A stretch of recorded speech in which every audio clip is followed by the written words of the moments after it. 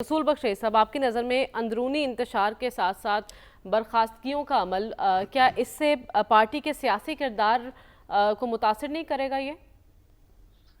मेरा ख्याल है कि तहरीक इंसाफ का सियासी किरदार जो आपके सामने है पिछले 3 साल से, वो उसी तरीके से रहेगा। हम्म। मज़ाहमत भी और मफ़ाहमत भी, दरवाज़े खोलने की कोशिश भी, दरवाज़े बंद होंगे तो फिर क़यादत ख़तूत भी लिखेगी, जलसे भी निकलेंगे, जुलूस भी होंगे। तो ये सारी चीज़ें होती रहेंगी, लेकिन तहरीक इंसाफ का सबसे बड़ा मसला ये नहीं है हम्म। कि अंदरूनी खलफशार है। सबसे बड़ा मसला तो ये है कि जहाँ मकबूलियत होनी चाहिए वहाँ मकबूलियत नहीं है और हो नहीं पा रही है। और वो जिस तरीके से वो अपनी सियासत कर रहे हैं, शायद उस तरीके से वो मकबूलियत दोबारा हासिल भी शायद ना कर सकें। शायद आप अभी वो कबूलियत की बात कर रहे हैं।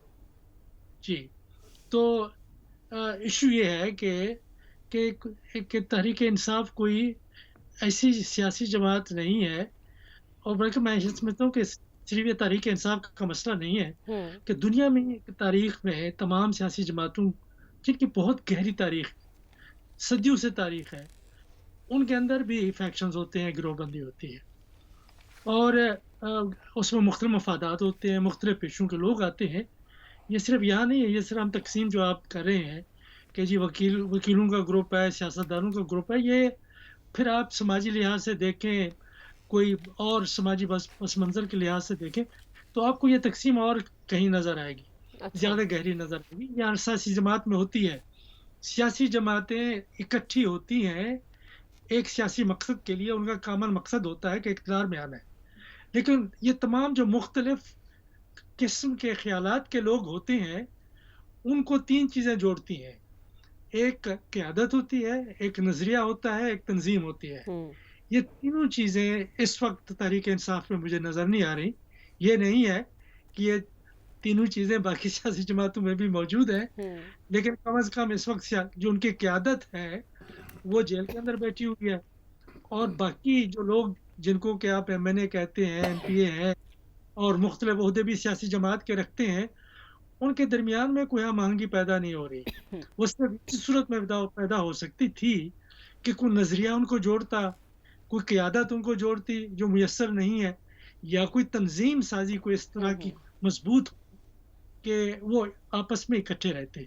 2 बाकी सियासी जमातें आप देखें, मैं उनकी मिसाल देता हूँ, बल्कि आप एएनपी को भी शामिल कर लें और जमीयत उलमा इस्लाम को भी शामिल कर लें। हम्म। वो बुनियादी तौर पे मरूसी सियासी जमातें हैं और जो लोग उन पार्टियों के अंदर मौजूद हैं, उन्हें मालूम है कि सिक्का राइजुल वक़्त क्या है हम्म। और उन्हें क्या बात करनी है, क्या बात नहीं करनी। जो उनसे हम-आहंग नहीं होते, वो उस पार्टी में नहीं रह सकते। ठीक है। ये मिज़ाज जमहूरी नहीं है, हम्म।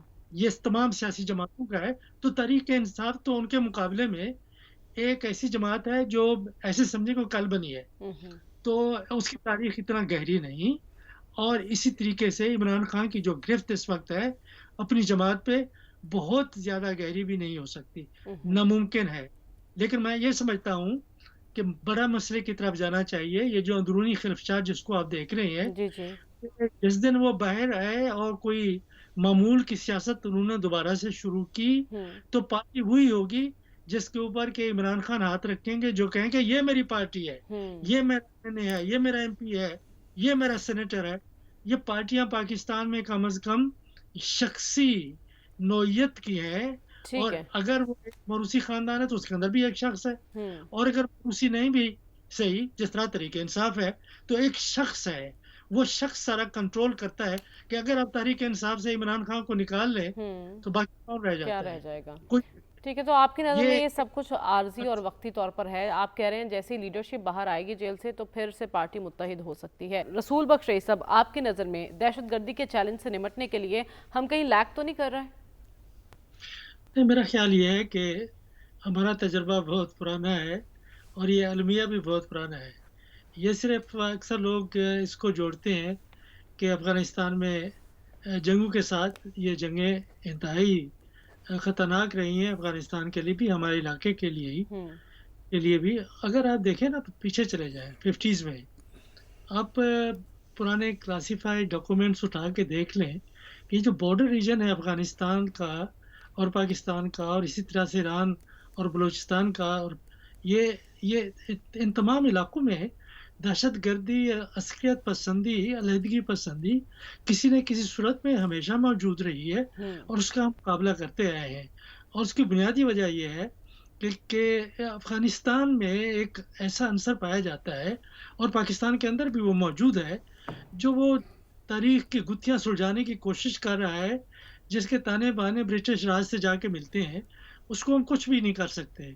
और हमने अपने तौर पे रियासत को मुत्तहद रखने और इत्तेफ़ाक की राय पैदा करने के लिए बहुत काविशें की हैं, लेकिन उसमें कुछ कमियाँ ज़रूर महसूस होती हैं। हम्म। पहली बात तो ये है कि आइन हमें जोड़ता है, जमहूरियत हमें जोड़ती है, विफाकियत हमें जोड़ती है और इसके साथ-साथ जो इंसानी मसाइल हैं, उनको हल करना इंतहाई ज़रूरी होता है। मुआशी मसाइल हैं, इंफ्रास्ट्रक्चर है और इसके साथ-साथ जो आजकल की दहशतगर्दी की जंगें हैं, ख़ुसूस तौर पे जो बॉर्डर रीजन्स हैं, उनमें मख़सूस हालात हैं।